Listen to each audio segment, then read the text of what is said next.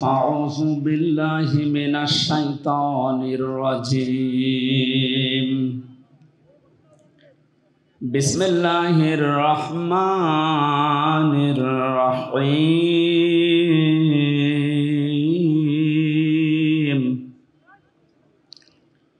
وكذلك أوحينا إليك قرآنا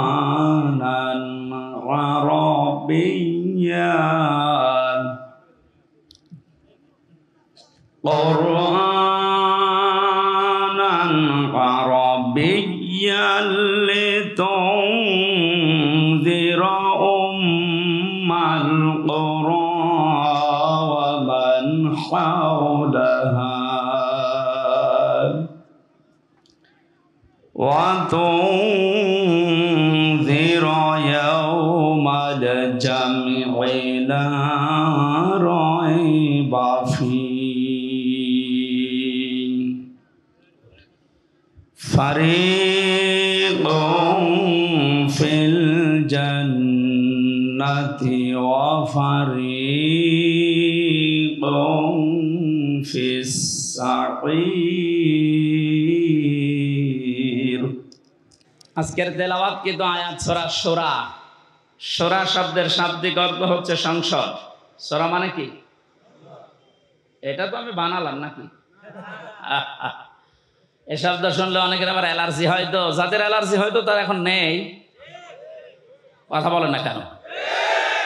আমার তো মনে হয় কোরআনে কারিমের কথাগুলো বাংলার বিভিন্ন প্রান্তে বলতে গিয়ে যারা আলেমদের এই মাইক কেড়ে নিয়েছে ওদের নামের তালিকা করে এখন মোড়ে মোড়ে টাঙিয়ে দেওয়া দরকার। জালেম গুলো যেন কিয়ামতের আগে আর নিজের পরিচয় দিয়ে এলাকায় ঢুকতে না পারে। এখনো যদি কেউ বুঝে না বোঝার ভান করে কোন মুনাফিক আবার যদি এই কাজ শুরু করেন, আপনাকে আল্লাহ অপমান আরো বেশি করবে। কারণ আমির হামজা কথা বলছে ওর বাবার কথা সব নাকি বলেন। এই জন্য আমরা সতর্ককারী হিসাবে এসেছি। আল্লাহ আমাদেরকে নবীদের ওয়ারিস বানিয়েছেন। বিশ্ব নবী সহ যত নবী দুনিয়ায় ছিল সব নবী ছিল সতর্ককারী। আজকের আলোচনার বিষয় হচ্ছে সতর্ক। কি বললাম? আমাদের সতর্ক হওয়া লাগবে। আর এই জন্য এলাকার মানুষ মিলে এই আয়োজন দিয়েছে যেন আমরা সতর্ক হতে পারি। সূরা মানে সংসদ। 53টা আয়াত দিয়েছেন আল্লাহ, 5টা রুকু আছে। একটা মাত্র আয়াত পড়েছি, 5টা ভাগ করেছেন আল্লাহ এই আয়াতের ভেতরে। আমরা এই 5টা বিষয়ে তাফসীর যেহেতু লিখে দিয়েছেন ওইভাবে আমরা কথা বলার চেষ্টা চালাবো ইনশাআল্লাহ। অ্যাক্টিভ হয়ে শুনবেন। কোরআনে কারীম আল্লাহ এমনভাবে সাজিয়েছেন, এটা হেদায়েত দেওয়ার একচ্ছত্র মালিক আল্লাহ এর হাতেও দিয়ে দিয়েছেন। এই জন্য যত বেশি আপনি মন লাগাবেন, কান লাগাবেন, আল্লাহ তত তাড়াতাড়ি আপনাকে পথ দেখিয়ে দেবে। বিশ্বাস করতে পারেন 100 ভাগ কোরআনের কোন সতর্কবাণী শোনার পরে যদি কারো মনের পরিবর্তন না হয়, সে যেন বিশ্বাস করে নেয় যে তার কপালে আর হেদায়েত নেই। কথা বুঝতেছেন? আল্লাহ পাক বলেন ওয়াকাযালিকা আওহাইনা ইলাইকা কুরআনান আরাবিয়্যান লিতুনযিরা উম্মাল কুরা ওয়া মান হাওলাহা। এসে চুয়াডাঙ্গার এমপি ছিল মাওলানা হাবিবুর রহমান। মাঝে মাঝে বলতেছে আমি ওয়াজ করে করবো কি, এত ওয়াজ করে এক বেদের মেয়ে জোসনা এসে আমার বান্দাল সব ভাঙিয়ে ফেলে। আমি একটু আটসাট করে গুছিয়ে নেব, ও এক কথা বলে আমার লাইন কেটে দিচ্ছে। এটা চোখ থাকা যাচ্ছে না ঘন্টাখানি।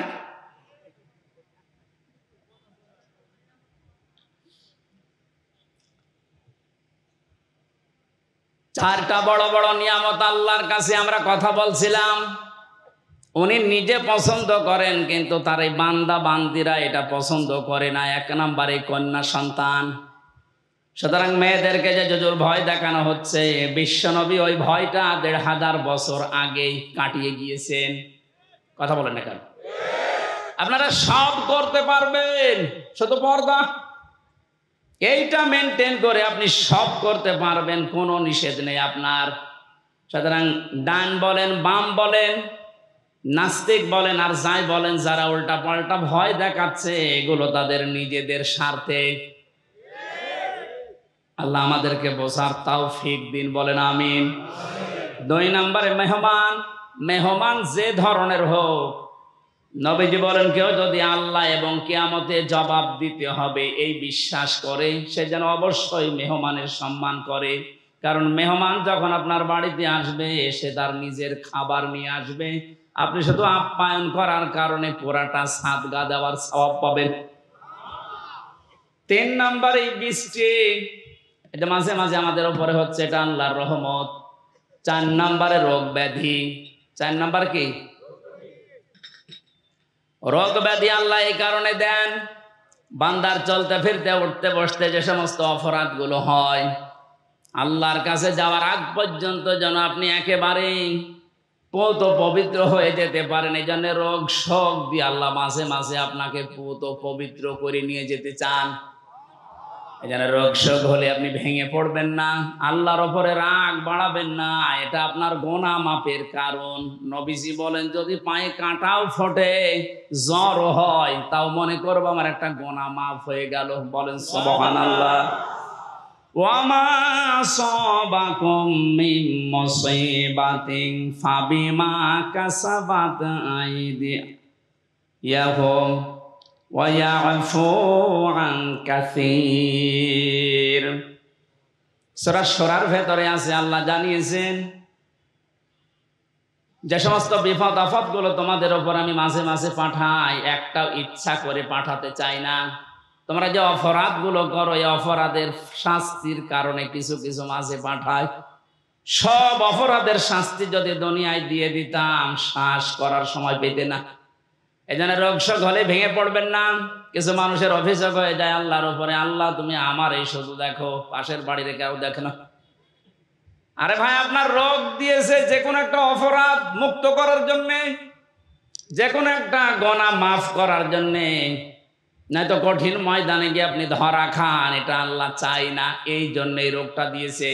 সহ্য করে গেলে, ধৈর্য ধারণ করলে 2টা সওয়াব পাওয়া যাবে। জোরে বলুন সুবহানাল্লাহ।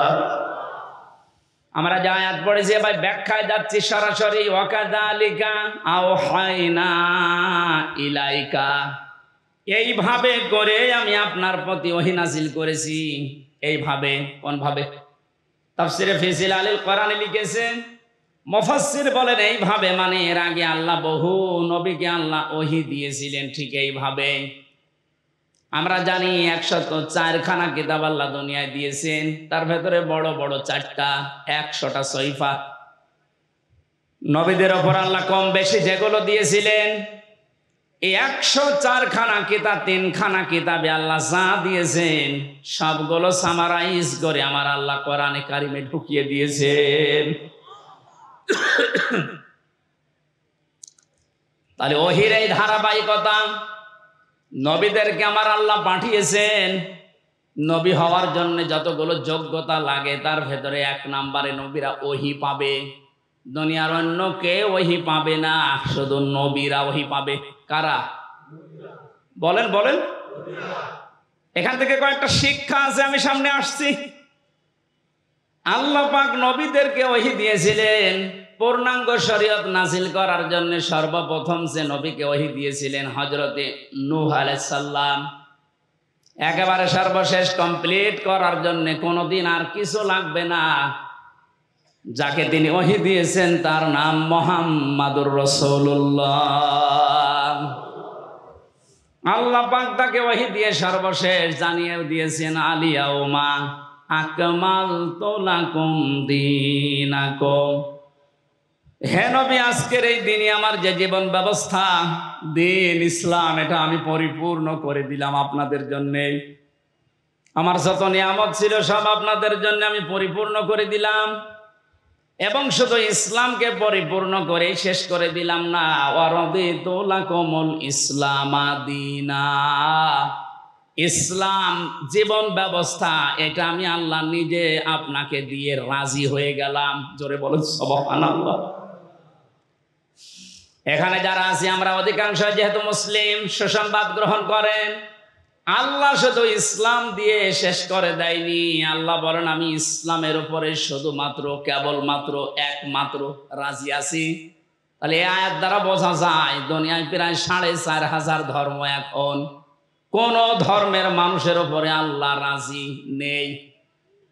কথা বলেন না, কোন ধর্মের মানুষের উপরে আল্লাহ রাজি নেই।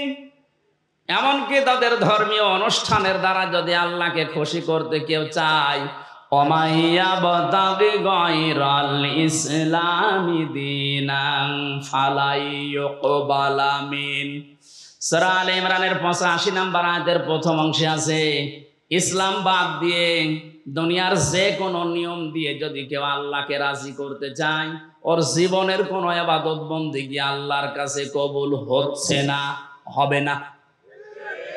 ইকবাল এটা মোজারে, বর্তমান ভবিষ্যৎ, প্রেজেন্ট ফিউচার। আরবি গ্রামার অনুযায়ী মোজারের আগে লাং শব্দ আসলে অর্থ হয় কোশ্চিন কালেও হবে না। গ্যারান্টি দিচ্ছে কে? আরো জোরে বলেন। যেহেতু সতর্ক আজকের আলোচনা, সতর্ক করছি তামাম দুনিয়ার মানুষদেরকে। আমি বহু ইহুদের সাথে মিশে দেখেছি বিভিন্ন দেশে, যে আমি খ্রিস্টানের সাথে মিশেছি, যারা সত্যি ধর্ম পালন করে চলে। কোরআনের এই আয়াতে যে দুইটা পড়লাম, সূরা মায়েদা এবং সূরা আলে ইমরান, আর একটা আছে 19 নম্বর আয়াত সূরা ইমরানের, ইন্নাদ-দীনা ইনদাল্লাহিল ইসলাম। অবশ্যই আমি আল্লাহর কাছে মনোনীত একটাই জীবন ব্যবস্থা, ধর্ম, তার নাম ইসলাম। তার নাম কি? লক্ষ্য করেন শব্দের দিকে, দ্বীনের আগে আলিফ লাম আছে। আরবি গ্রামার অনুযায়ী আলিফ লাম 4 ভাবে ব্যবহার হয়। এখানে যেটা আছে একেবারে নির্দিষ্ট করার জন্য যে আলিফ লামটা, রব্বুল আলামিন জানাতে চেয়েছেন পৃথিবীর মানুষেরা অবশ্যই আমি আল্লাহর কাছে একটাই মাত্র জীবন ব্যবস্থা, ধর্ম পছন্দনীয়, গ্রহণীয়, সেটার নাম ইসলাম। ওই সমস্ত মানুষগুলো ধর্ম এত কঠিন ভাবে মেনে চলে। ইহুদিদের সাথে যখন আমি গাড়িতে যেতাম দেখেছি এত খাস পর্দা করে চলে, ওদের স্ত্রীদেরকে শুধু চোখ দেখা যায়, হাত মোজা পা মোজা পর্যন্ত পরা। খ্রিস্টানের সাথেও মিশে দেখেছি যারা সত্যি ধর্ম মেনে চলে, অ্যাক্টিভ। মুসলমানদের ভেতরে যারা প্র্যাকটিসিং মুসলিম একেবারে 100%, তারা যেমন খাস পর্দা করে চলে আমি ওই রকম পেয়েছি। কিন্তু ওদের ওই ধর্মের দ্বারা, ওদের ওই জীবন ব্যবস্থার দ্বারা আল্লাহকে রাজি করা সম্ভব না, কারণ ওগুলোর উপরে আল্লাহ রাজি নেই। যেহেতু এই পৃথিবীর সর্বশ্রেষ্ঠ এবং নির্ভুল কিতাব, সর্বশ্রেষ্ঠ সর্বশেষ নির্ভুল কোরআনে কারীম, এটা দিয়ে সতর্ক করলাম। যত জায়গায় আওয়াজ যাচ্ছে আপনি এখনো চিন্তা ভাবনা করে দরকার হয় ফিরে আসবেন, সময় এখনো আছে। কিন্তু মৃত্যুর গড়গড়ানি শুরু হয়ে গেলে তখন কিন্তু আর তাওবাও কবুল হবে না। আশা করি সতর্কবাণীটা আপনি মানবেন। আর আমাদের জন্য সুসংবাদ, দুনিয়া আখিরাতে কিচ্ছু না পাই, ইসলাম পেয়েছি, মানতে পারি আর না পারি। কথা বলেন, এখন হয়তো 100 মানতে পারি না পারি পুরা নিয়মটা, কিন্তু ইসলাম আমি জীবন ব্যবস্থা হিসাবে পেয়েছি, এই জন্য আমি খুশি। আন আব্বাস রাদিয়াল্লাহু তাআলা আনহু قال, একটু এদিকে তাকান, মান যাকা তামাল ঈমান মান রাদিয়া বিল্লাহি রাব্বা ওয়া বিইসলামি দীনা ওয়া বিমুহাম্মাদির রাসূলিল্লাহ সাল্লাল্লাহু আলাইহি সাল্লাম নাবিয়্যা ওয়া রাসূলা। রাওয়াহু মুসলিম। আল্লাহর নবী জানিয়েছেন পৃথিবীর প্রতিটি জিনিসের আলাদা আলাদা স্বাদ আছে। ঈমান যদি কেউ আনে আর মনে করে আমি স্বাদ পেতে চাই, ঈমানেরও স্বাদ পাওয়া যায়। ঈমানের স্বাদ আছে না নেই? ঈমানের স্বাদ যদি না থাকবে, পৃথিবীতে মানুষ ইসলামের জন্য এত কোরবানি দেবে, এত কষ্ট সহ্য করবে কোন কারণে? অবশ্যই ঈমানের স্বাদ আছে। ঈমানের স্বাদ পাওয়ার জন্য এখানে 3টা পয়েন্ট আমরা পেয়েছি। যে ব্যক্তি আল্লাহকে রব পাওয়ার পরে খুশি হয়ে গেছে, মুহাম্মদুর রাসূলুল্লাহকে একমাত্র আদর্শ পাওয়ার পরে খুশি, তিন নম্বরে দিন বা জীবন ব্যবস্থা হিসাবে ইসলামকে পেয়ে যারা খুশি, এই মানুষগুলো ইমানের স্বাদ পেয়েছে। ইমানের স্বাদ পাবে তা না, মাংজাক এটা মাঝি অতীতের শব্দ, পাস্ট। আল্লাহ জানাতে চেয়েছেন নবীজির মাধ্যমে যে ওই মানুষগুলো ইমানের স্বাদ পেয়েই গেছে। আপনি এখন মিষ্টি খেলে স্বাদ পান, তেঁতুল খেলে আর একটা স্বাদ পান।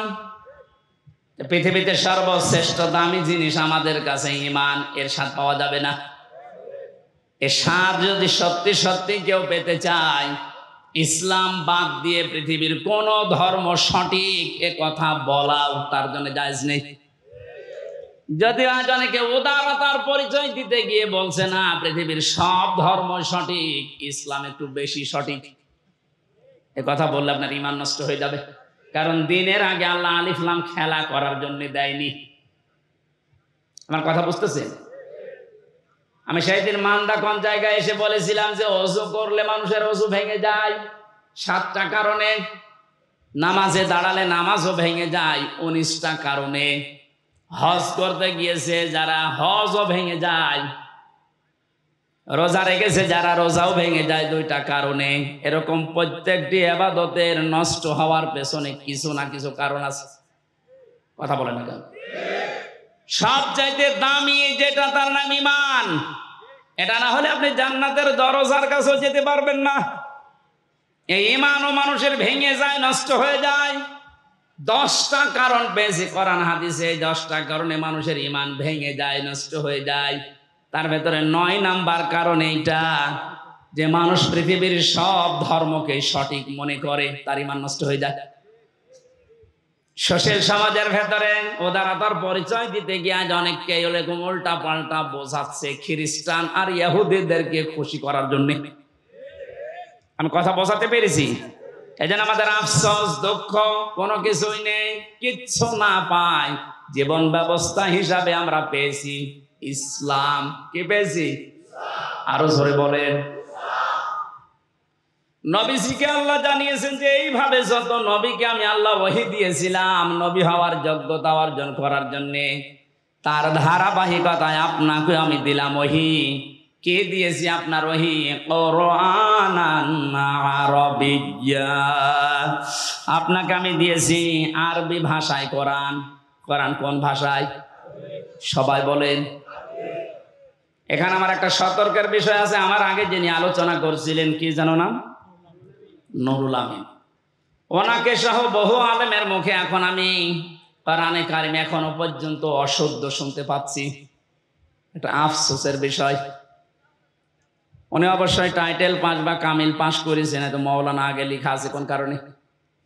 মাওলানা মানুষের তেলাওয়াতের হাল সিরাত যদি এরকম হয়, বাকি যারা বসে আছেন তারা তো আল্লাহর ওলি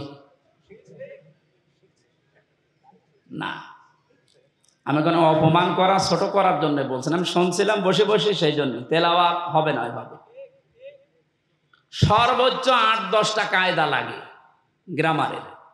তাসবিহের 8টা-10টা কায়দা একটু ভালোভাবে আয়ত্ত করতে পারলে আপনি কোরআন শুদ্ধ করে পড়তে পারবেন। এটাকে নফল না ফরজ? ফরজ, নামাজের মতো ফরজ। নামাজ যতগুলো কারণে ভেঙে যায় তার প্রথম কারণে কেউ যদি কোরআন অশুদ্ধ পড়ে, উনি যেভাবে পড়েছে তেলাওয়াত করছিল, ওটা যদি নামাজে পড়ে ওনার নামাজ হবে না, কারণ অর্থ পাল্টিয়ে গেছে। যেখানে এক আলিফ টান নেই এমন টান দিয়েছে মনে হচ্ছে এখান থেকে গোদা গাড়ি পর্যন্ত।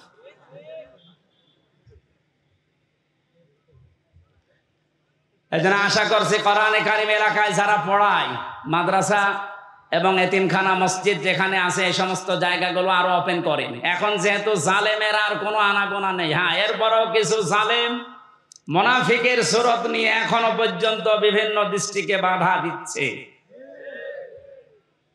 সাফ কথা শোনেন, যারা কোরআনে কারিম পড়া, বোঝা, কোরআনে কারিমকে প্রচার করা, প্রতিষ্ঠা করায় বাধা দেয়, এরা টাটকা নির্ভেজাল কাফের, কোনো সন্দেহ নেই। এরা যদি মারা যায়, কোরআন বাধা দিয়েছে, কোরআন প্রচারে, প্রসারে, প্রতিষ্ঠায়, শিক্ষায়, এ মানুষগুলো মারা গেলে ওর জানাজার দরকার নেই, কবর দেওয়ার দরকার নেই। আজকে যদিও আমার একজন দায়িত্বশীল বলছিল একটু এত কড়া করে বলা ঠিক না, মানুষের অন্তরে একটু দুঃখ লাগে। তা আল্লাহ যদি এ ফোর্সে বলে, আমি এ ফোর্স থামাবো কি করি? আল্লাহ মনে হয় বলেনি, আমি মনে হয় বানালাম। সূরা বাকারার ভেতরে আছে, অমান আযলামু মিম্মান মানাআ মাসাজিদাল্লাহ। সূরা বাকারার ভেতরে আল্লাহ জানিয়েছেন, আমি আল্লাহর দৃষ্টিতে সব চাইতে বড় জালেম ওইটা, যেই লোকটা আমি আল্লাহর ঘর মসজিদে আমার নাম, আমার জিকির, আমার কোরআনের আলোচনা হতে বাধা দেয়, বন্ধ করে দেয়। এ 15 বছরেও কোন জালেমের এরকম সাহস হয়নি যে কোরআনে কারিম মসজিদে পড়লে বাধা দিয়েছে, বন্ধ করে দিয়েছে। কিন্তু এখন আমি অনেক জালেমকে প্রকাশ্য দেখতে পাচ্ছি, মসজিদে কোরআনের দার্স হচ্ছে, মুসলমান নাম যে বন্ধ করে দিচ্ছে। আরে ভাই, কাজ তো কাফেরের কাজ। আপনি যে নামেই করেন না কেন, বুঝে করেন আর না বুঝে করেন, এখনই থামেন, নাইলে আপনি চির বঞ্চিত হয়ে যাবেন হেদায়েত থেকে। আপনার দুনিয়াও হারাবেন জালেমদের মতো, আখিরাত তো হারিয়েই ফেলেছেন। ওখানে যদি হামজার কথায় বাধা দেওয়া হতো, কিচ্ছু মনে করতাম না, আরো বাহবা দিতাম, বাধা দেন। কিন্তু কথাগুলো তো হামজার না, আল্লাহর হামজা অ্যাডভার্টাইজ করছে।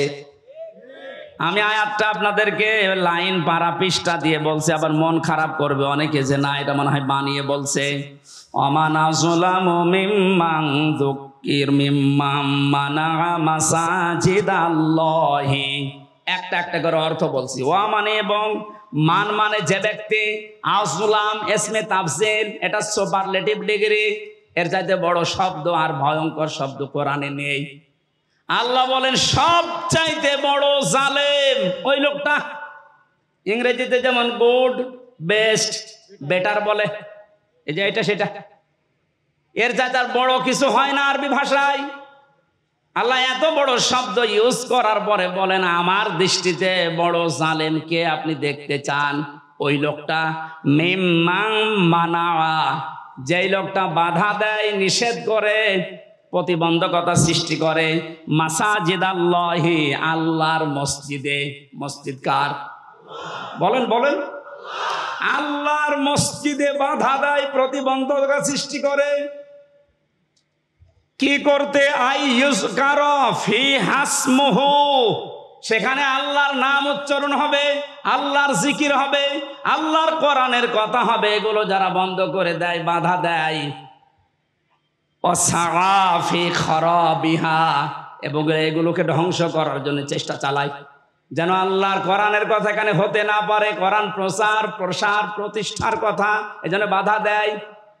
এগুলো আল্লাহর দৃষ্টিতে সব চাইতে বড় জালেম। বেশি বলে ফেললাম। এটাকে বাংলাদেশে এখন পাওয়া যাচ্ছে না, আপনি সতর্ক হন। কত বড় শব্দ দিয়েছেন দেখেছেন আল্লাহ আপনার নামে। 15 বছরেও জালেমরা এই সাহস পায়নি অন্তত মসজিদে আল্লাহর কোরআন বন্ধ করে দেওয়া। কিছু জায়গায় পেয়েছিলাম, এখন এইগুলো যারা করছেন আপনি আশা করছি সতর্ক হবেন ভাই, এটা আপনার কপাল কিন্তু আগুন লেগে যাবে।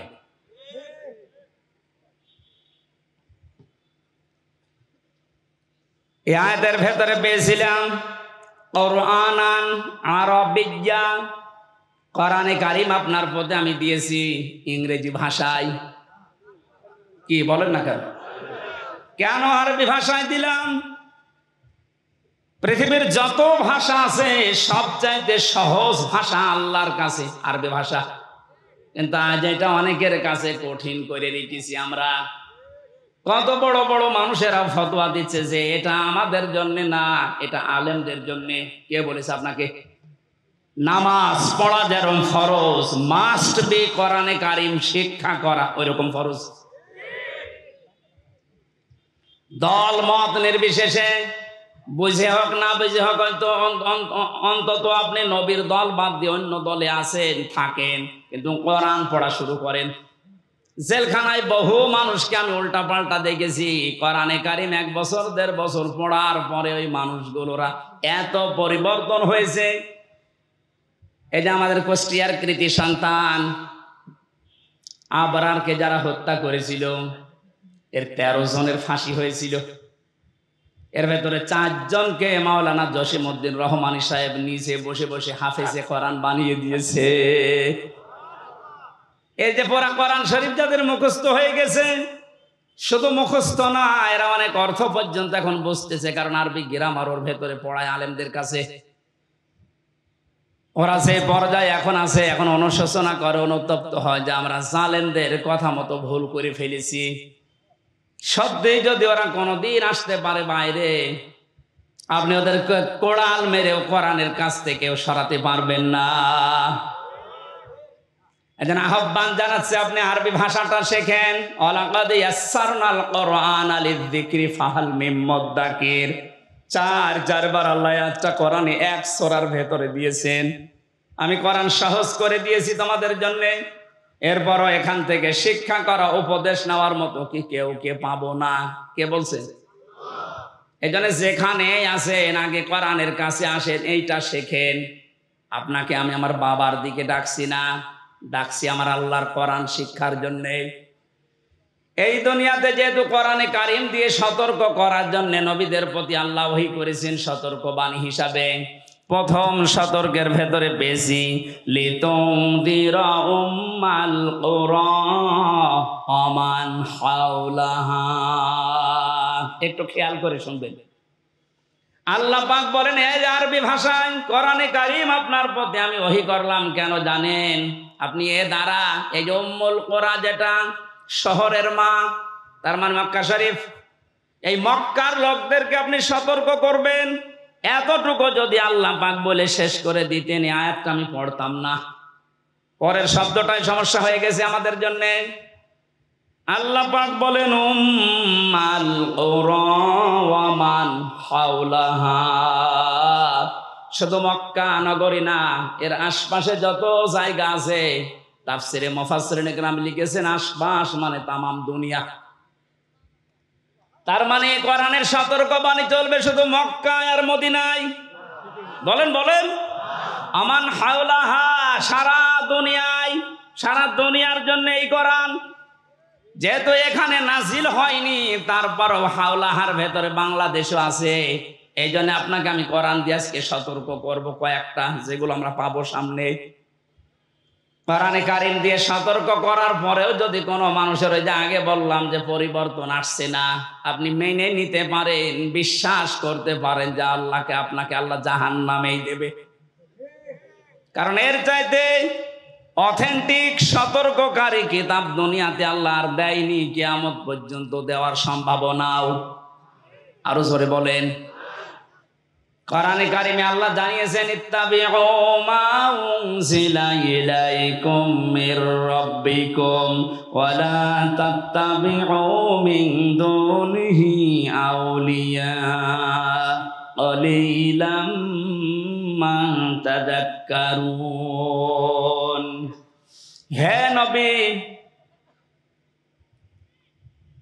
সবাইকে বলেন তারা যেন সবাই আঁকড়িয়ে ধরে, ইত্তেবা করে, অনুসরণ করে যেটা আপনার প্রতি আমি আল্লাহ নাজিল করলাম, তার নাম বলেন বলেন আরো জোরে।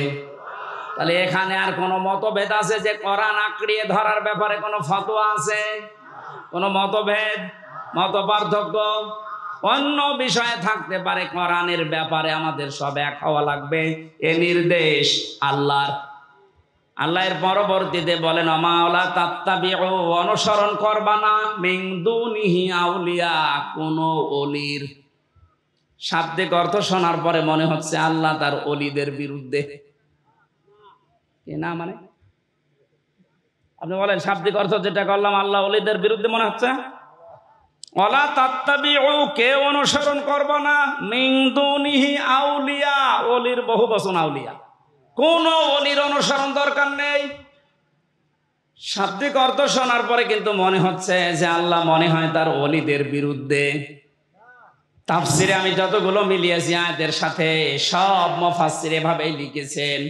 আল্লাহ পাক ভালোভাবে জানেন দুনিয়াতে এমন সময় আসবে যে সময় আমার অনেক বান্দা বান্দি আবেগে আল্লাহর চাইতে ওদের আব্বাকে বড় মনে করবে। সে সময় আসতে এখনো দেরি আছে। কথা বলেন, এখন সে সময় পার হয়ে গেছে। আল্লাহর চাইতে আব্বাকে এত বড় মনে করেছিল, আল্লাহর ঘোষণা ওর পছন্দ হয়নি। আল্লাহর ঘোষণা ছিল কি? মিল্লাতা আবিকুম ইব্রাহিম, তথা জাতির পিতা ইব্রাহিম। এটা কোরআনের আয়াত না? এই কথা বলেন না কেন? এটা পুরা উল্টিয়ে জাতির পিতা ইব্রাহিম আমরা মানি না। আমার পিতা ইব্রাহিম, আমার পিতা জাতির পিতা। আল্লাহ ওটা দাঁড় করাতে দিয়েছে। কথা বলেন কেন? আপনারে উঠতে দেরি। আমি তো 1:30টার সময় ছাদের উপরে থেকে দেখছিলাম, একজন আমারে বলছে কিছুক্ষণ পরে সেনাবাহিনী বসেছে, ঘোষণা আসবে। তারপর ওই সময় গুলি চলছিল। 14 জন আমার সামনেই মারা গেছে 5 তারিখে। 1:30টার পরেই কিছুক্ষণ পরে 2টায় উনি ভাষণ দেবে, হলো না 3টায় দেবে, হলো না 4টায় দেবে সেনাবাহিনীর প্রধান। এ পর্যন্ত আসতে আসতে আর মাত্র 1 ঘন্টা। 4টার পরে ভাষণ শুনে 5টার আগে শুনছি কুষ্টিয়ায় বাবা আর নেই। যে কয়টা বাবা যেখানেই ছিল সে ছবি আকারে হোক আর পাথর দিয়ে হোক একেবারে গুড়িয়ে দিয়েছে। কোন বাবার অনুসরণ যেন না করা হয়, এই জন্য আল্লাহ কোরআনে কারিমে সতর্কবাণী দিচ্ছেন। এ সতর্ক যারা মানে নাই, কত কিছু নষ্ট করলেন বলেন। আপনার বিবেকের কাছে কি হয়েছে? এত কোটি কোটি টাকা খরচ করে আপনি এটা করলেন, স্থায়ী তো হইল না। ঘন্টা ব্যাপী সময় লাগে না, যে যেটা দিয়ে পেরেছে ভেঙেছে। অনেকে ভাঙতে না পারলে প্রসাব করিস। আমি কাবা শরীফে যখন তাওয়াফ করছিলাম, ওপরে ওঠার পরে আমার পেটে হঠাৎ ব্যথা। এক পুলিশকে জিজ্ঞাসা করলাম, ভাই এতক্ষণ তো ভালোই ছিলাম, 7 চক্কর দিলাম, কিছু হইল না, এ কোন জায়গায় আসলাম, পেটে ব্যথা করছে। পুলিশ আমারে বলছে, ইয়া হাজি উল হজ্জা দায়না বিলা দোকান। ও হাজিবার দেশ কোথায়? যে তুমি বাংলাদেশ। বাংলাদেশ থেকে এসেছি। ওনার ভাষা দিয়ে আমারে বলছে, আপনি জানেন না এটা কোন জায়গা? না তো। আবু জেহেলের বাড়ি। আপনি এখনো পায়খানা না করে দাঁড়িয়ে আছেন, তাড়াতাড়ি করেন। সত্যি কথা বলছি, পায়খানা করে দেখে আমার পেটের ব্যথা ভালো হয়ে গেছে। আল্লাহ আমাকে যেন জানাতে চাচ্ছিল, হামজা ওই সময় 3.5 লাখ টাকা লাগবে 16 সালে। এত টাকা খরচ করে আসলে আরো শয়তানের মুখে পায়খানা না করে চলে যাওয়া। তাড়াতাড়ি করো। পেটের ব্যথা দিয়েছিল কে? কথা বলেন না কেন? এত দামি জায়গা কাবার পাশে। আমার মনে হয় কাবা শরীফ থেকে আবু জেহেলের বাড়ি কাছে, এরপরে নবীর বাড়ি, তাই না? কাবার পাশে যে জায়গা, তার দাম বেশি না কম? বেশি। মানে আপনি এখন 1 কাঠা কিনে দেখেন তো, এত দামি জায়গা। আল্লাহর কোরআনের বিরুদ্ধে যাওয়ার কারণে, কোরআনের বিরুদ্ধে অবস্থান নেওয়ার কারণে ওর বাড়ি যদি পায়খানা হতে পারে। এদেশে যারা জালেম, কোরআনের বিরুদ্ধে যারা অবস্থান নিয়ে আল্লাহর বর্ণিত ইব্রাহিম বাদ দিয়ে অন্য কাউকে যারা বসাতে চেয়েছিল, আমার তো মনে হয় ওই বাড়ি ঘরগুলো এখন বিশ্ব আন্তর্জাতিক টয়লেট বানানো দরকার। মানুষ যেন ওখানে যে পেটে ব্যথা উঠলে কাম সারতে পারে। কারণ এই জায়গাগুলো অভিশপ্ত। জালেমরা যেখানে থাকে এই জায়গাটা হয়ে যায় অভিশপ্ত। আমরা মিনা থেকে মুজদালিফায় যাওয়ার আগে দেখেছি বারবার যারা পেছনে থাকে বলে এখান থেকে দৌড়ান। কেন? কারণ এটা জায়গাটা গজবের জায়গা। গজবের কিছু জায়গা আছে যেখানে জালেমেরা বসবাস করে, জায়গাটাই আল্লাহ গজবের জায়গা বানিয়ে দেয়। আর আমার তো মনে হচ্ছে এই দেশটায় যারা জুলুম করেছে 1734 জন মানুষ ছিল মেন দায়িত্বে। এদের অধিকাংশ বসবাসের জায়গাগুলো এখন গজবের জায়গা। আজ অনেক জালেম এখন মাঝে মাঝে কল দেয় যে হুজুর আপনি যা বলেন এর জন্য তো আমারও ভয় লাগে, আতঙ্ক লাগে, আপনি আমার নাম বলে দেন কেন? আমি তো সেরকম কিছু করি না। কিচ্ছু করেন না। আপনি নিজেই বলতেন যে হুজুর আপনার দোষ নেই, আমি জানি। তে জানেন আপনি, আপনাকে একটু যদি সাহায্য করতেন, উপরে যে কয়টা স্যার আছে আপনার যদি বলতেন যে কিচ্ছু জানেন এ বিষয়ে, আমার তো দায়িত্ব দিয়েছেন রিমান্ডের, কিছু পাইনি, কি করব, একটু নরমাল করে দেই। তাহলে আমার 3 বছর থাকা লাগে না? আপনি উপরে উপরে বলতেন আর ভেতরে যে এমন এমন কথা লাগাতেন, ওরা নিজেরা আপনারে বলতো পিটান হুজুরে পিটান। আমি নাম আর নেই না, নামও নিচ্ছে না, কিন্তু আপনি যা করেছেন বিবেকের কাছে আপনি জিজ্ঞাসা করেন, আপনি ঘুমাতে পারবেন না। কোরআনে কারীম দিয়ে সতর্ক করা দরকার, শুধু মক্কা মদিনা না, তামাম পৃথিবী। এজন্য আলেম যারা দাবি করে, নবীর ওয়ারিস যারা, এই দাবিদার মানুষগুলোর উচিত পেছনের দিকে না তাকিয়ে কোরআন দিয়ে তামাম দুনিয়া চষে বেড়ানো। আল্লাহ এই দায়িত্ব এখন আলেমদেরকে, এই ছোট্ট গোলাম হামজাকেও দিয়েছে। আমি যেন ইখলাসের সাথে পরিপূর্ণভাবে পালন করার চেষ্টা করতে পারি, বলেন আমিন। আল্লাহ রাব্বুল আলামিন এর পরে জানিয়েছেন ওয়াতুনদিরা ইয়াউমাল জামিঈ লা রাইবা ফি ফারিকুন ফিল জান্নাতি ওয়া ফারিকুন ফিস সাঈর। এখানে দুইটা তথ্য আছে। এতদিন একটা ভ্রান্ত ধারণায় ছিলেন, আশা করছি ওটা মিটবে, বিশেষ করে আলেমরা। আপনারা আছেন তো? অতুনদিরা ভয় দেখাও, ইয়াউমাল জামিঈ লা রাইবা ফি, ওই দিন সম্পর্কে ভয় দেখাও মানুষদেরকে, যেই দিনের কোনো সন্দেহ নেই। আর আমরা সবাই এখন থেকে জানছি ওই দিনের নাম কিয়ামতের দিন।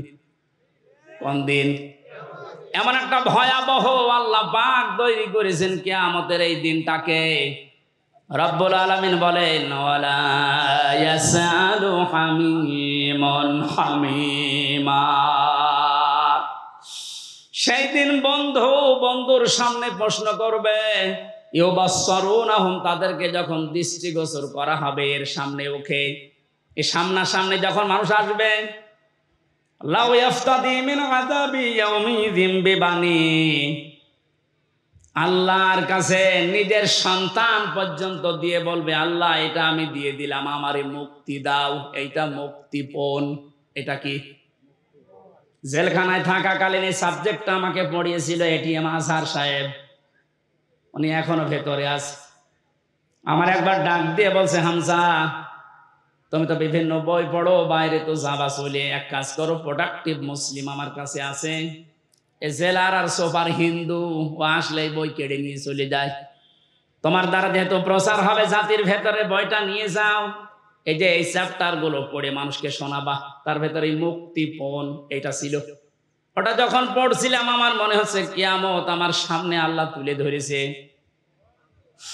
আমি দেখে দেখে বলছি কোরআনে কারীম, আল্লাহ রাব্বুল আলামিন বলেন লাউ ইয়াফতাদি মিন আযাবি লাউ ইয়াওয়াদ্দুল মুজরিমু লাউ ইয়াফতাদি মিন আযাবি ইয়াউমিযিন বিবানি।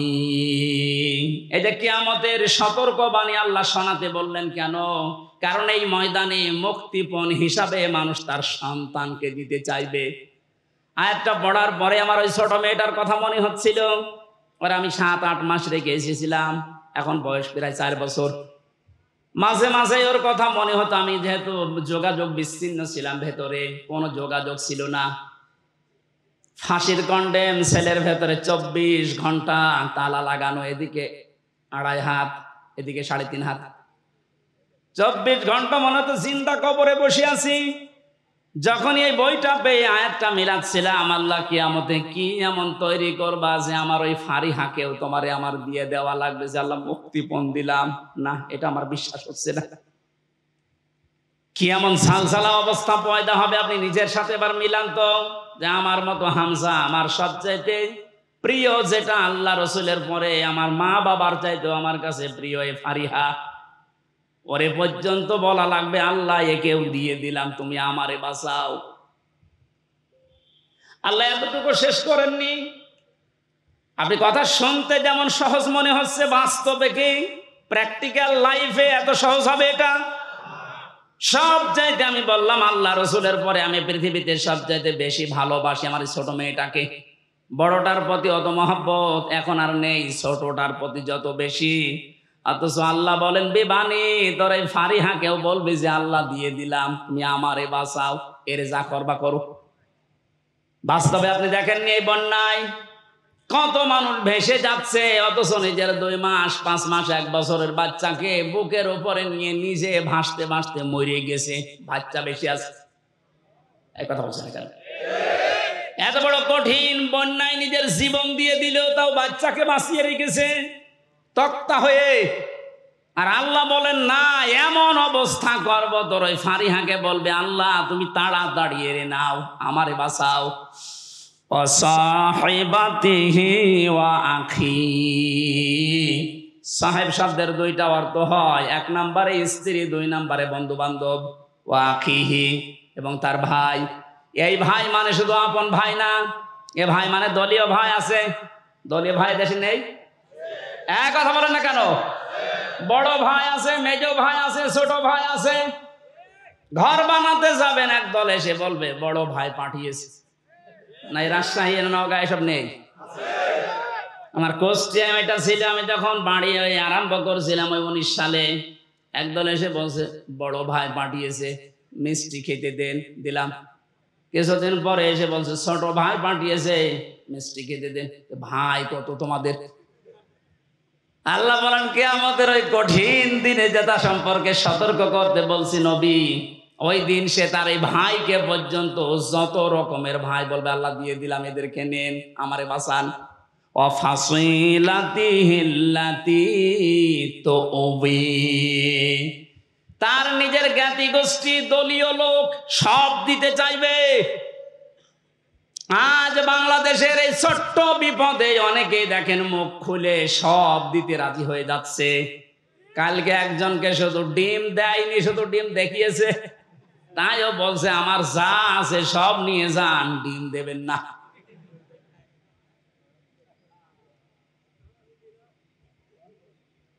বাংলার মুসলমানেরা এত কিছু শুরুই করেনি, আপনি এতটুকুতে উল্টা পাল্টা মন্তব্য করছেন, এতটুকুতে আপনার মায়া উতলিয়ে পড়ে। ব্যারিস্টার আরমানের স্ত্রীর কাছে আপনি দাঁড়ান তো, কি জবাব দিতে পারেন দেখি? পারবেন? পারবেন না। আর সুশীল সমাজের নামে আপনি এত বড় বড় কথা, এত সুন্দর কথা বের হচ্ছে মুখে।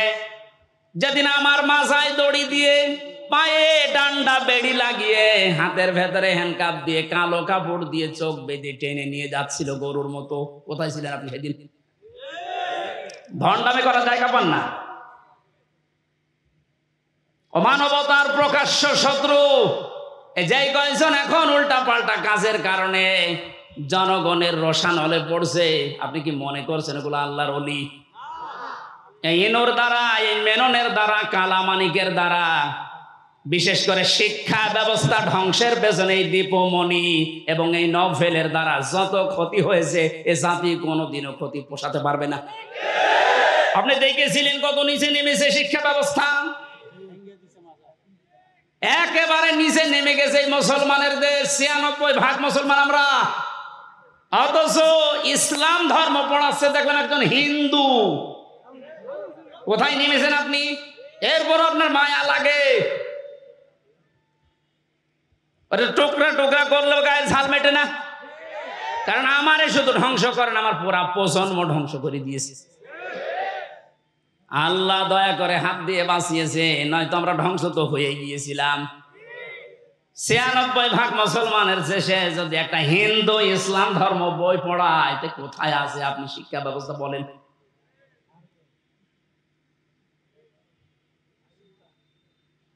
একটু শুধু উপর দিয়ে একটু ডিম মারে, আপনার সহ্য হয় না। আর আমার মাথায় দড়ি দিয়ে যে ছাগলের মতো টেনে নিয়ে গেল, তখন আপনার সহ্য হলো কি করে?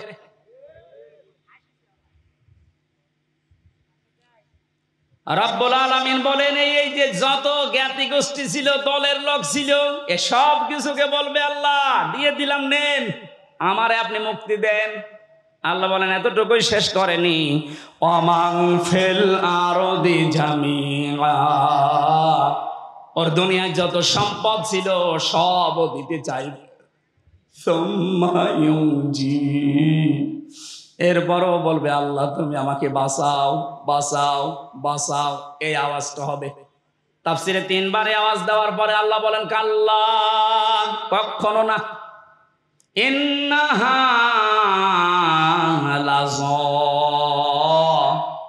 ও নওগাঁবাসী, শুধু ওয়াজ শোনার জন্য শুনছেন, আমি বলার জন্য বলছি তা না, এটা মিলান। এতগুলো কথা বলতে বলতে আল্লাহ কেমন কঠিন ধমক দিলেন দেখেন। ও তার নিজের সন্তান, স্ত্রী, বন্ধু বান্ধব, ভাই, দলের লোক, গোষ্ঠীর লোক, দুনিয়ার সব সম্পদ দিতে রাজি আছে, যে শুধু মুক্তিপণ হিসাবে দিলাম, আমাকে মুক্তি দেন। আল্লাহ ধমক দিয়ে বলবেন কাল্লা, কখনোই না, ইন্নাহা লাযা, তোকে আমি লাজায় দেব। এখানে একটা শিক্ষা পাবেন, শুনতেছেন? শিক্ষাটা কি? ইন্নাহা লাযা, তোকে আমি লাজায় দেব। লাজা কি? জাহান্নামের একটা দরজার নাম। যে 7টা দরজা আল্লাহ বানিয়েছেন জাহান্নামের, হুতামা, হাবিয়া, জাহিম, জাহান্নাম, সাকার। এই যে লাজা, এটা একটা ভয়ঙ্কর দরজা। আল্লাহ বলেন নাজ্জাআতাল লিশ-শাওয়া, এ দরজা দিয়ে প্রবেশ করার সঙ্গে সঙ্গে মানুষের চামড়া খসে পড়ে যাবে।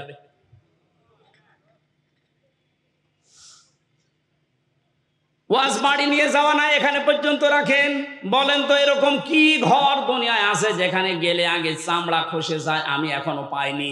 মাটির নিচে যতগুলো ঘর দেখেছিলাম, হ্যাঁ শাস্তি আছে, কিন্তু ঢোকালেই চামড়া খসে যায়, আমি পাইনি, দেখিও নি। আল্লাহ এমন ঘরের পরিচয় দিচ্ছেন লাজা, এখানে গেলে আগে চামড়া খুলে যায়। তাহলে ঘরটা ভয়ঙ্কর। কথা বলে না কেন? এই পৃথিবীর জমিনের সবচাইতে ভয়ঙ্কর ঘরের নাম হচ্ছে আয়না ঘর। কথা বলে না কেন? আর আল্লাহ বলেন লাজা এত ভয়ঙ্কর, এখানে গেলে আগে চামড়া খসে পুরা চামড়াহীন হয়ে যাবে। নাজ্জাআতাল লিশ-শাওয়া, কাদেরকে ঘরের ভেতরে দেব চামড়া খসাতে জানো? দেখেন তো আপনার মেলে কিনা। তাদউ মান আদবারা ওয়া তাওয়াল্লা, এই ঘরের দরজা নাম ধরে ধরে তাদেরকে শুধু ডাকতে থাকবে যারা ইসলামের কথা শোনার পরে, সঠিক কথাগুলো শোনার পরে মুখ ফিরিয়ে নিত, এবার টান করে অহংকার করে চলে যেত। আমার মনে হয় বাংলাদেশে এখন এই চরিত্রের মানুষ আছে। চোখে আঙ্গুল দিয়ে দেখিয়ে দে যে এটা সঠিক পথ, কোরআনের পথ। আল্লাহর নাম নিয়ে বলা হয়, রসুলের হাদিস দিয়ে বলা হয়, এরপরও এবার টান করে মুখ ফিরিয়ে অহংকার করে চলে যাচ্ছেন। এর পরবর্তী তো আরো খারাপ কথা দিয়েছেন আল্লাহ,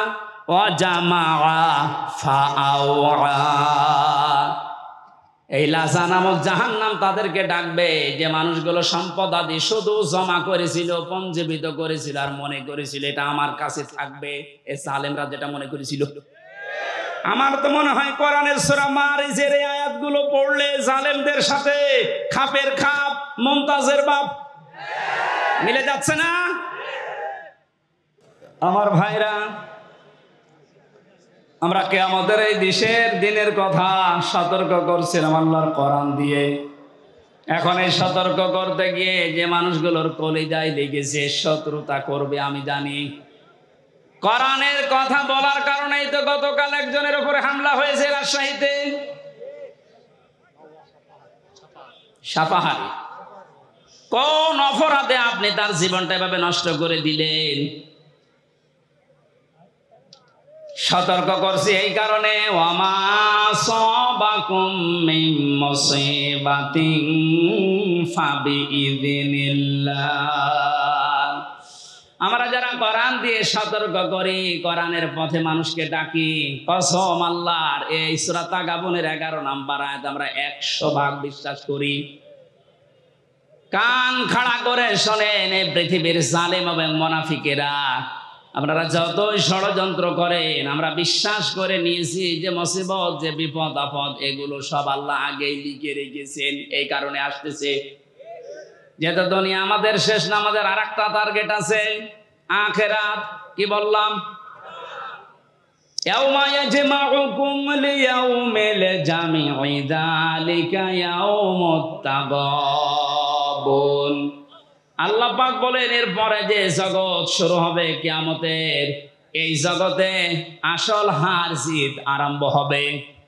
সুতরাং আমরা ওই হার জিত চাই যেখানে সফল হলে আসল সফলতা, যেখানে বিফল হলে আসল বিফলতা। এই জন্য আমরা সফল হওয়ার জন্য এই পথে এসেছি, সতর্ক করছি কোরআন দিয়ে। আপনি যদি উল্টাপাল্টা ধারণা আমার প্রতি রাখেন যে এর ক্ষতি করব, আমি বিশ্বাস করে নিয়েছি এইটাও লেখা ছিল। কথা বলেন না কেন? কোরআনে কারিমে সূরা হাদীদের ভেতরে আছে, আল্লাহ রাব্বুল আলামিন বলেন, মা আসাবা মিন মুসিবাতিন ফিল আরদি ওয়ালা ফি আনফুসিকুম ইল্লা ফি কিতাবিম মিন ক্বাবলি আন নাবরাহা ইন্না যালিকা আলাল্লাহি ইয়াসির। এই ভালো করে মিলাবেন। আমি যখনই কোরআন পড়ি আয়াতের ব্যাখ্যা যায় তখন দেখি আমার মনে হয় ১৫০০ বছর আগে না এই মাত্র বাংলাদেশ দেখি আল্লাহ আয়াতটা নাযিল করলো। আপনি মিলান তো দেখি, মা আসাবাকুম মিন মুসিবাতিন ফিল আরদি, যে সমস্ত মুসিবত বিপদ আপদ আনন্দের বিষয় যাই বলেন দুনিয়াতে আসে, তোমাদের উপরে আসে, এগুলো সব আমি আগে থেকে আমার কিতাবে লিপিবদ্ধ করে রেখেছি। আর এটা আমি আল্লাহর জন্য একেবারেই সহজ। এই জন্য মুমিনদের জীবনে যদি বিপদ আসে, যদি ধৈর্য ধারণ করতে পারে, আখেরাতে তার পুঁজি তৈরি হয়। আর এই ধৈর্যের কারণে তার জীবনের অপরাধগুলো আল্লাহ মাফ করে দেয়। কিন্তু এই বিপদ আপদ যাদের কারণে তৈরি হয়, এই জালেমগুলোর দুইটা ক্ষতি। এক নাম্বার, ওদের দুনিয়ার জীবনে ধ্বংস ছাড়া আর কিছু নেই। কারণ জালেমদের জন্য আমি একদিন বলেছিলাম যে বরদোয়া, জালেমদের জন্য মামলা দায়ের করবে সরাসরি আল্লাহ। এ বাংলাদেশে চলো জালেম ছিলেন, আপনি নিজে তো জানেন যে আপনি জালেম কিনা। আপনি জালেম যারা ছিল তারা আল্লাহর মামলার আসামি। আল্লাহর মামলার আসামিদের দুনিয়া আখিরাত তো শেষই। কথা বলেন না কেন? এজন্য আমরা যারা বিপদে পড়ি আমাদের কোনো আফসোস নেই, জানি এগুলো কিতাবে লেখা আছে, হবে এটা। দুই, যাদের বিশ্বাস নেই এই মানুষগুলো 5 তারিখ থেকে 31 তারিখ পর্যন্ত বিজয় একটা পাওয়ার পর পরে তারা লুটপাট আরম্ভ করে দিয়েছে। তাদের পূর্বের চরিত্র আবার মনে হচ্ছে ফিরে এসেছে। কোরআনে কারিম জানাচ্ছে, লিকাইলা তাসাউ আলা মা ফাতাকুম ওয়ালা তাফরাহু বিমা আতাকুম আল্লাহু লা ইউহিব্বু কুল্লা মুখতালিন ফাখুর। আমি তোমাদের উপরে বিপদ দেই এই কারণে, আনন্দ দেই এই কারণে যে বেশি নিয়ামত পাওয়ার পরে আবার এরকম মনে করবা না যে যা আর দুনিয়ায় চিন্তা নেই, যা পাবো তাই খাবো না। আবার বিপদে পড়লে হাই হতাশ করবা না। বেশি আনন্দিত হওয়া যাবে না, আবার দুঃখে মন ভারাক্রান্ত করে থাকা যাবে না। মুমিন যারা তাদেরকে কোনোদিন হতাশা পেড়ে বসে না। মুমিন যারা, যাদের ভেতরে আল্লাহর পরকালের বিশ্বাস আছে, ওরা সব সময় এক। এর বাস্তবতা আপনি এখন লক্ষ্য করছেন আমিরে জামাতের কথায়, তার অ্যাক্টিভিটিস আপনি দেখতে পাচ্ছেন না। লোকটা বিপদও যেরকম ছিল, এই আনন্দও সেরকমই আছে। 5 থেকে 31 তারিখ পর্যন্ত এই 25 দিনের ভেতরে তার মুখে একবারও শুনেছেন যে এত অত্যাচারিত হয়েছে এবং ঠিক ওই রকম করে আপনারা শুরু করেন বলেছে একবার? আপনি তো তার মতো অত বিপদে পড়েননি। সে ছেলে আছে, শুধু ছেলে না, এরপরেও তার ছেলে জেলখানায়, তার স্ত্রী অসুস্থ, তার অনুসারী অনকম, তার সহযাত্রী সহযোদ্ধা যারা সব পালিয়ে পালিয়ে আছে, অধিকাংশ গুলোই যে মানুষগুলো আছে জেলখানায়। এরপরও মানুষের ভেতরে দেখলাম কোনো টেনশন নেই, চিন্তা নেই। আল্লাহ রাব্বুল আলামিন জানিয়েছেন, হে নবী, এই মানুষগুলোকে বসেন, এক জায়গায় বসেন।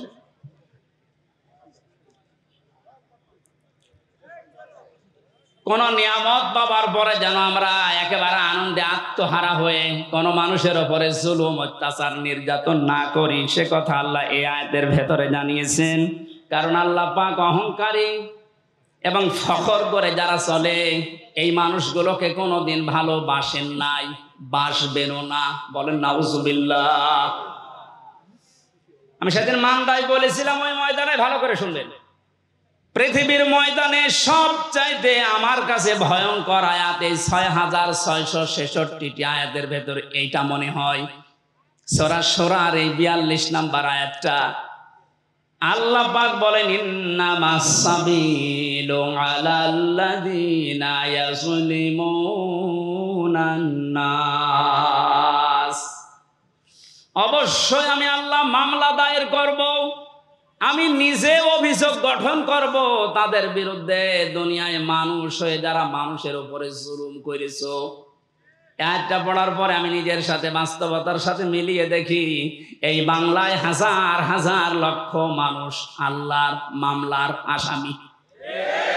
ভাই, আমরা নিজেদের নফসের উপরে জুলুম করছি, পরিবারের উপরে জুলুম করছি, প্রতিবেশীর উপরে জুলুম করছি, রাষ্ট্রের উপরে জুলুম করছি, জনগণের উপরে জুলুম করছি।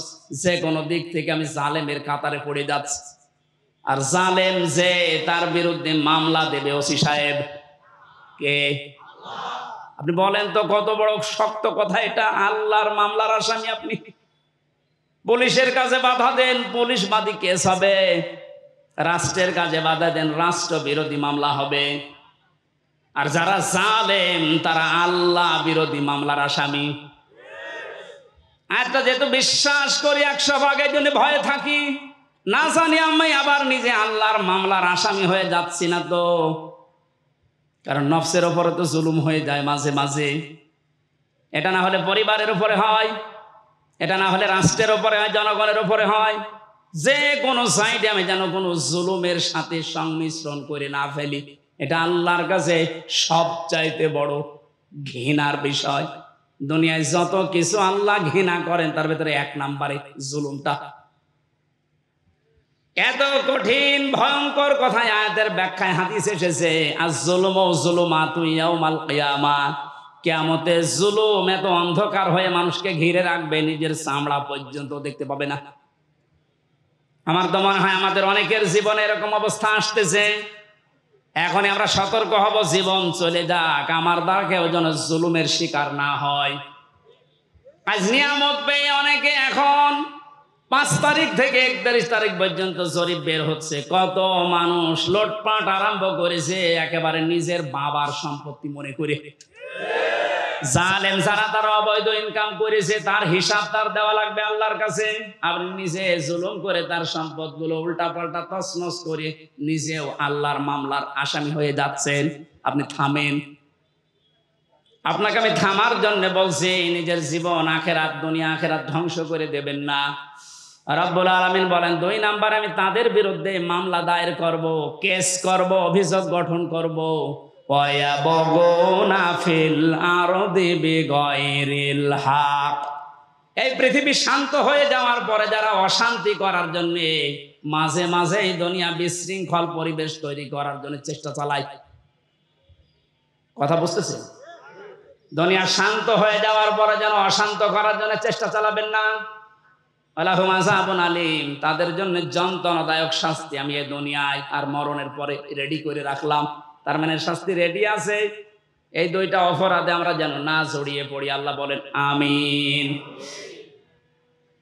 কোরআনে কারিমের আয়াত দিয়ে যে সতর্কবাণী আল্লাহ উচ্চারণ করেছিলেন যে কিয়ামতের এই দৃশ্যের কথা আপনি মানুষদেরকে শোনাবেন, যাদের ভেতরে জবাব দিতে হবে এই টেন্ডেন্সি আছে, হে নবী আপনি দেখবেন এই মানুষগুলো এমনিতেই পরিবর্তন হয়ে যাচ্ছে। আর যাদের ভেতরে বিশ্বাস নেই যে না,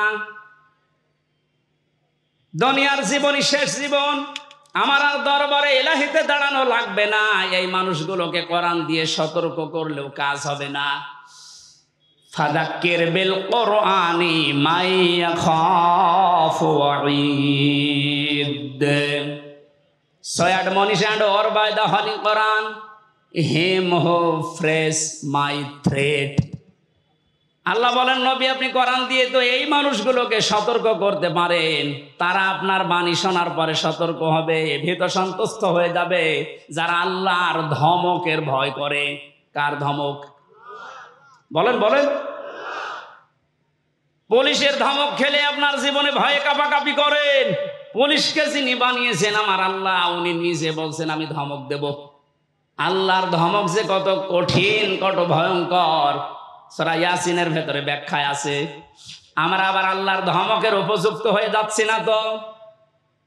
আমাদের জীবন এখনই থামানো লাগবে। এমন এমন কোনো কাজে আঞ্জাম দেওয়া যাবে না যে আমরা আবার আল্লাহর মামলার আসামি হয়ে যাচ্ছি, আল্লাহর ধমকের উপযুক্ত হয়ে যাচ্ছি। আল্লাহ যেন এরকম ধমক সূচক কিছু আমাদেরকে না বলেন, এই রকম জীবন গঠন করা দরকার। বলেন আমিন। রব্বুল আলামিন জানিয়েছেন, সতর্কবাণীগুলো উচ্চারণ করার পর ওই দিবস সম্পর্কে মানুষদেরকে আপনি ভয় দেখাবেন, যেই দিবসে তার মা বাবা, স্ত্রী, পুত্র, আত্মীয় স্বজন কোনো কিছু কাজে আসবে না। আর ওই দিবস সম্পর্কে কোনো সন্দেহ, সংশয় এর অবকাশও নেই। সে দিবসের নাম কিয়ামত। কোন দিবস? এই কিয়ামতে জবাব দিতে হবে। এই টেন্ডেন্সি যতদিনে জাতির ভেতরে পয়দা না হবে, পুলিশ বলেন, র্যাব বলেন, আরবি বলেন, কোন বাহিনী দিয়ে অপরাধ মুক্ত করা সম্ভব না। মক্কার ওই মানুষগুলো, ওদেরকে পরিবর্তন করার জন্য নবীজি এটা অ্যাপ্লাই করেছিলেন। যারা চুরি করত, ডাকাতি করত, নারীর ইজ্জতের জম ছিল, ওই মানুষগুলোকে যখন বোঝাতে পেরেছিলেন আর একটা কিন্তু জগৎ আছে, দাঁড়াতে হবে। হযরত ওমরের মতো এরকম ভয়ঙ্কর মানুষ, এই মানুষটার জীবন এত পরিবর্তন হয়ে গেছে, 24 ঘন্টায় তিনি আতঙ্কে থাকতেন, আল্লাহ আমি তোমার সামনে দাঁড়াতে পারবো তো?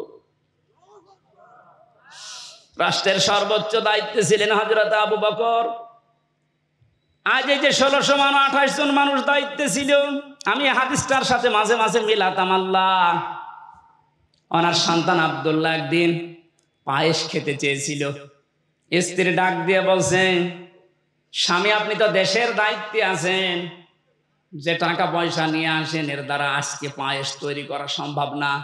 আপনি এক কাজ করেন, বাইতুল মালে যিনি আছেন অর্থমন্ত্রীর দায়িত্বে, তারে বলেন আগামী মাসের বেতনটা যেন আমাদেরকে দিয়ে দেয়। উনি বললেন ঠিক আছে দেখি। অর্থমন্ত্রীর কাছে বাইতুল মালে যিনি খাজানচিতে আছে বললেন আগামী মাসের যে বেতন পায়, মনে করেন 1200 দিরহাম, আমার আপনি দিয়ে দেন, আগামী মাসে আমার দেওয়া লাগবে না। অর্থমন্ত্রী ওই রকম ছিলেন, ডাক দিয়ে বলে প্রধানমন্ত্রী আপনি যে আগামী 1 মাস বাঁচবেন এইটা একটা লিখিত দেন। আমাদের দেশে যারা দায়িত্ব ছিল, এটা কি যিনি দায়িত্ব ছিল প্রধান, তাকে বলার ক্ষমতা ছিল? এইরকম বলার ক্ষমতা যখন তৈরি হবে তখন সবাই আমরা এক হয়ে যাব। ওই রকম একটা দেশ চাই যে সবাই থাকবে জবাবদিহির ভেতরে। মানে যাই বলেছে অর্থমন্ত্রী যে আপনি 1 মাসের বেতন নিতে চান অগ্রিম, লিখে দেন যে আপনি 1 মাস বাঁচবেন, তারপরে বেতন দেব। মানে বলছে ঠিক আছে, বেতন লাগবে না। স্ত্রীর কাছে গিয়ে বলছে, স্ত্রী হবে না, আমার এই শর্ত দিয়েছে, আমার তো কোনো গ্যারান্টি নেই। স্ত্রী আর কথা জবাব দিতে পারে নাই। 15 দিন পর পায়েস রান্না করে দুপুর বেলা দিয়েছে। উনি খাওয়া বন্ধ করে দিলেন, ডাক দিয়ে বলেন স্ত্রী দাঁড়াও, আমি তো আগাম বেতন নিয়ে আসি নাই, যা প্রতি মাসে মাসে দেয় ওইটাই দিয়েছি, কোথায় পেলে? স্ত্রী উম্মে রোমানা ডাক দিয়ে বলে, স্বামী আমার, আপনাকে আমি বলেছিলাম আপনি পারেন নাই, কিন্তু আপনার উপর আমার কোনো রাগ নেই। যেই টাকা আপনি আমাকে হাত খরচের জন্য দেন প্রতি মাসে মাসে, ওখান থেকে আমি 1 মুঠা করে চাল, আটা যাই বলেন তুলে রাখতাম। 15 দিনে প্রায় 2 কেজি হয়ে গেছে। এটা আমি পাশের বাড়িতে বিক্রি করে এই পায়েস রান্না করেছি। হযরতে আবু বকর সিদ্দিক সন্তান আব্দুল্লাহ খাবার খাচ্ছিলেন। আব্দুল্লাহকে ডাক দিয়ে বললেন তাড়াতাড়ি খেয়ে শেষ করো। ছেলেটার হাত ধরে নিয়ে গেলেন বাইতুল মালে। অর্থ মন্ত্রণালয়ের দায়িত্বে যিনি আছেন খাজানচি অর্থমন্ত্রী বললেন, ভাই আগামী মাস থেকে অন্তত 1200 টাকার জায়গায় আমার 1000 টাকা করে বেতন দেবেন। কারণ আমি যা দেখলাম 1000 টাকা হলো আমার সংসার চলে যাচ্ছে, ওই 200 টাকা থাকলে আমার জনগণের কাজ হবে। কি টেন্ডেন্সি তৈরি করেছিলেন তারা, বলেন তো? তারাও তো আমার মতোই মানুষ ছিল, আমরা পারি না কেন? এই যে জবাব দিতে হবে আমার মালিকের সামনে দাঁড়িয়ে, এটা যতক্ষণ পর্যন্ত 100 ভাগ আপনি বিশ্বাস না করবেন, আপনার দাড়ি লম্বা হতে পারে দরবেশের মতো, আপনার জুব্বা লম্বা হতে পারে, 14 বার হজ করতে পারেন, কিন্তু আপনার জীবন পরিবর্তন হবে না। আপনার জীবনকে আপনি পরিচ্ছন্ন করতে পারবেন না। নওগাঁবাসী, আমি আমার ইমান থেকে কথা বলছি, যতটুকু আমি মানতে পারবো বলে বিশ্বাস করি আমি ততটুকুই বলছি। আমরা জানি এইরকম চরিত্র অর্জন করতে পারি কোরআন কেন্দ্রিক, বলেন আমিন। ফারিকুম ফিল জান্নাতি ওয়া ফারিকুম ফিস সাঈর। সর্বশেষ আল্লাহ যখন শেষ করে দেবেন বিচার আচার, এক দলকে জাহান্নামে পাঠিয়ে দেবেন, এক দলকে জান্নাতে পাঠিয়ে দেবেন। এইটাই ফাইনাল, এই শেষ। আমরা যেন যে কোনো এক দলে যেতে পারি তা না।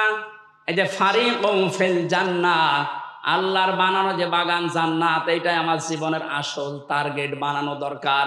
এখানে না যাওয়া পর্যন্ত আমার কোনো বিশ্রাম নেই, কারণ আসল জীবনের সফলতা কিন্তু এই বাগানটা। ফামান যুহজিহা আনিন নার ওয়া উদখিলাল জান্নাতা ফাকাদ ফাজ। আল্লাহ বলেন ওই লোকটার জীবন তো সফল, যাকে বিচার আচার করার পরে আমি আল্লাহ জাহান্নাম থেকে মুক্তি দিয়ে জান্নাতি বলে ঘোষণা দিয়ে দেব, এই লোকটা সফল। সুতরাং ওই জায়গায় পৌঁছানোর আগে আমাদের জীবনের আসল ফাইনাল খেলা নেই, ওইটাই আসল ফাইনাল খেলা। চূড়ান্ত ওই খেলায় যেন আমরা জিততে পারি।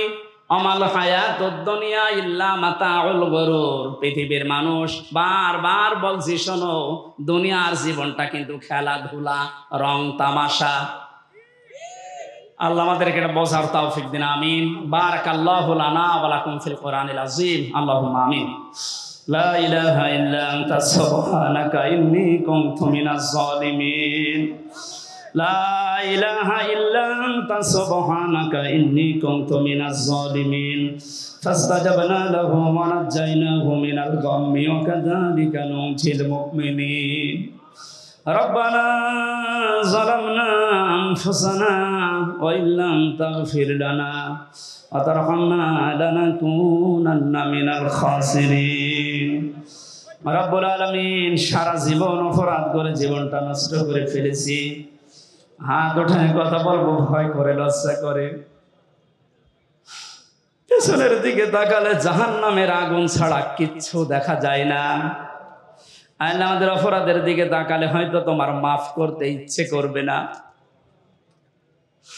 তোমার গাফফার নামের দিকে তাকাও, তোমার সাত্তার নামের ওসিলায় আমাদের অপরাধগুলো তুমি এই মুহূর্তে সব গোপন করে দাও। বড় ভয় লাগে কিয়ামতের এই কঠিন ময়দানে কোটি কোটি কোটি মানুষের সামনে আমাদেরকে দাঁড় করিয়ে আবার অপমান করবা না তো?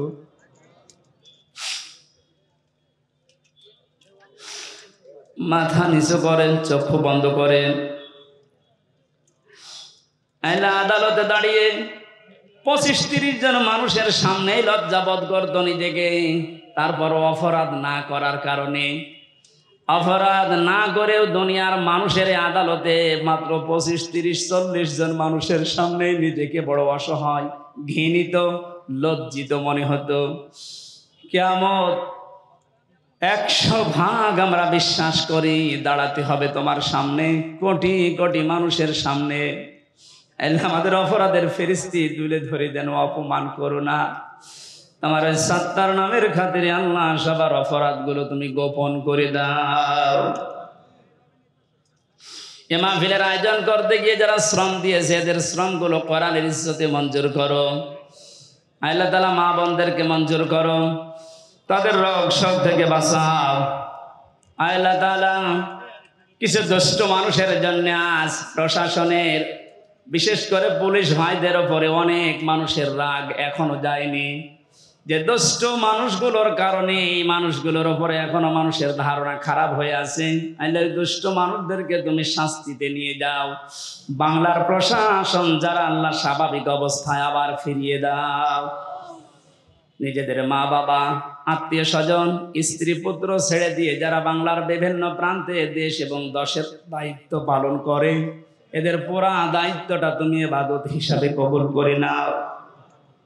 আমাদের সবার শরীরকে তুমি সুস্থ রাখো, নিরাপদে রাখো, যত রকমের ষড়যন্ত্র সব তুমি নস্যাৎ করে দাও। আগামীর এই বাংলাদেশে তোমার আইন দিয়ে চলছে, এটি দেখার পরে মরণ তুমি আমাদেরকে দিও আল্লাহ। বারাকাল্লাহু লানা ওয়া লাকুম ফিল কুরআনিল আযীম। আলহামদুলিল্লাহি রাব্বিল আলামিন।